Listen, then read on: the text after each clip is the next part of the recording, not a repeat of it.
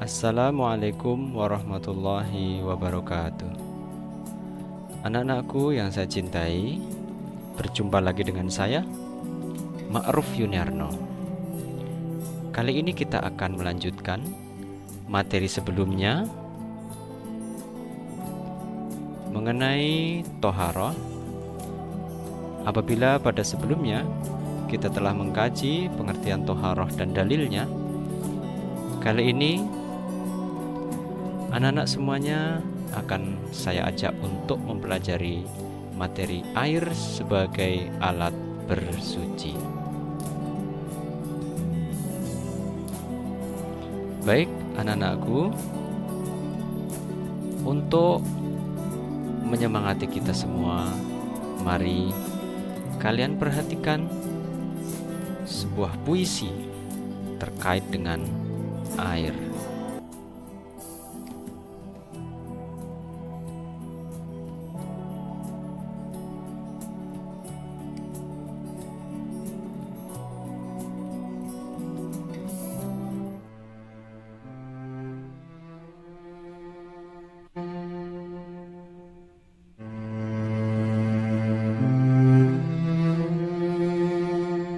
Air jatuh ke bumi.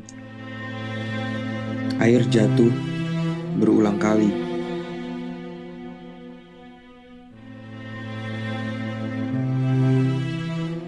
Jarak yang jauh ditempuh,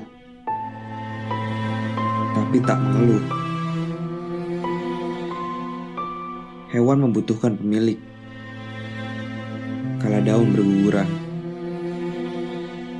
Kupu-kupu pergi ke gunung.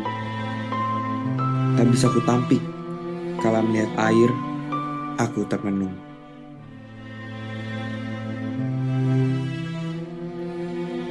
Aku butuh air sebagaimana tanaman yang tumbuh ke atas karena air.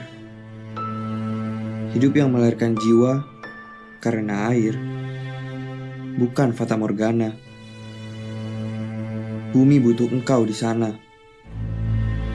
Air mengalir hingga menusuk tulang sang murdi. Aku mengundang kau datang ke bumi untuk mengindahkan bumi pertiwi. Dari sebuah puisi yang telah dibacakan tadi, kita mendapat sebuah inspirasi betapa bermanfaatnya air. Anak-anakku semuanya, terkait dengan air, kita harus bijaksana dalam memanfaatkan air, karena air adalah anugerah ilahi yang dititipkan kepada kita untuk menyejahterakan alam semesta. Nah, ada berbagai macam air. Dalam ilmu fikih, pembagian air dapat dikategorikan menjadi beberapa hal. Yang pertama, pembagian air menurut tingkatannya. Ada kategori air suci mensucikan. Kemudian yang kedua, air suci namun tidak mensucikan. Adapun yang ketiga adalah air mutanajis. Mari kita kaji bersama pembagian air menurut tingkatannya.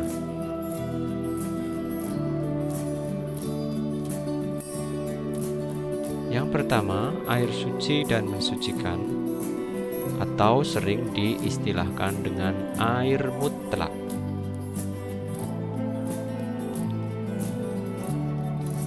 Ada 7 macam air mutlak. Yang pertama, air hujan, kemudian air laut, air sungai, air sumur, air mata air, air embun, dan air es atau air salju. Nah, anak-anakku semuanya, terkait dengan macam-macam air tersebut, yang termasuk air suci dan mensucikan atau air mutlak, merupakan air-air yang dapat digunakan untuk berwudu ataupun mandi janabat ataupun digunakan untuk bersuci, karena air ini adalah air yang suci dan dapat mensucikan. Adapun air yang kedua adalah air suci namun tidak mensucikan.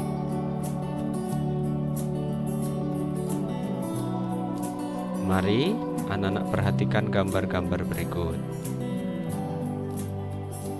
Yang pertama, kita lihat ada seseorang yang sedang berwudu dan di bawahnya air bekas yang digunakan untuk berwudu ditampung ke dalam ember. Gambar yang berikutnya adalah di bawahnya ada gambar secangkir minuman kopi. Nikmat sekali ya anak-anak. Kemudian di sampingnya ada gambar buah kelapa muda dan di bawahnya ada buah kelapa muda yang sudah dibelah. Air-air yang tampak pada gambar tadi masuk dalam kategori air suci namun tidak mensucikan. Mengapa demikian? Karena air-air tersebut, yang pertama, air yang mutlak namun bercampur dengan benda suci yang lain. Contoh, secangkir kopi adalah air suci namun telah bercampur dengan benda suci yang lain. Air ini tidak bisa digunakan untuk berwudu sebab air ini sudah dalam kategori air yang bercampur dengan benda lain atau kategori air suci namun tidak mensucikan. Kemudian yang kedua, contoh yang kedua adalah air yang telah digunakan untuk bersuci. Air ini sering diistilahkan dengan air mustakmal. Air mustakmal tidak dapat digunakan untuk bersuci karena telah bercampur, telah digunakan untuk bersuci. Kemudian yang ketiga adalah air yang keluar dari tumbuh-tumbuhan seperti air kelapa muda, air nira, ataupun air-air yang keluar dari batang-batang tanaman. Air ini suci, namun air ini tidak dapat digunakan untuk bersuci. Ini yang dinamakan dalam kategori air suci namun tidak mensucikan. Lalu kategori yang ketiga adalah kategori air mutanajis.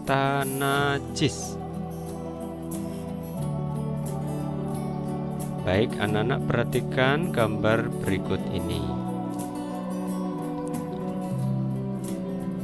Ada yang pertama, gambar bangkai kambing.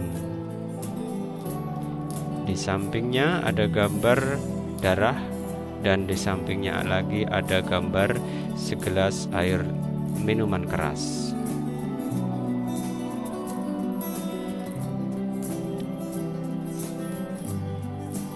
Air-air tersebut dikategorikan dengan air mutanajis karena air tersebut telah tercampur dengan najis.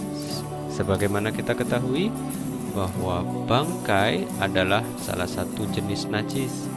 Kemudian darah dan minuman keras juga termasuk benda najis.